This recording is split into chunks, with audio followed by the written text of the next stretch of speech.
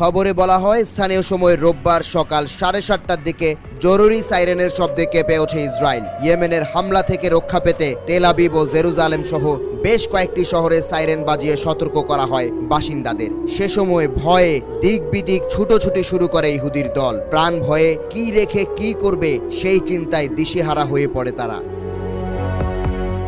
গেল কয়েকদিন ধরেই ইহুদিদের আতঙ্কের কারণ হয়ে দাঁড়িয়েছে ইয়েমেনের হুথি বিদ্রোহীরা। ইসরায়েল ভূখণ্ড লক্ষ্য করে একের পর এক হামলা চালাচ্ছে তারা। রোববারও ইসরায়েলকে লক্ষ্য করে ব্যালিস্টিক ক্ষেপণাস্ত্র ছোড়ে ইরান সমর্থিত এই গোষ্ঠীটি।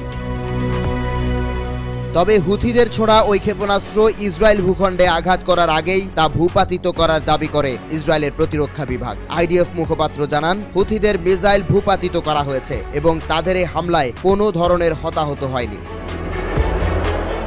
এ নিয়ে গেল 5 দিনে মোট 4 বার ইসরায়েল ভূখণ্ডে হামলা করেছে হুথিরা। এর আগে ইসরায়েলের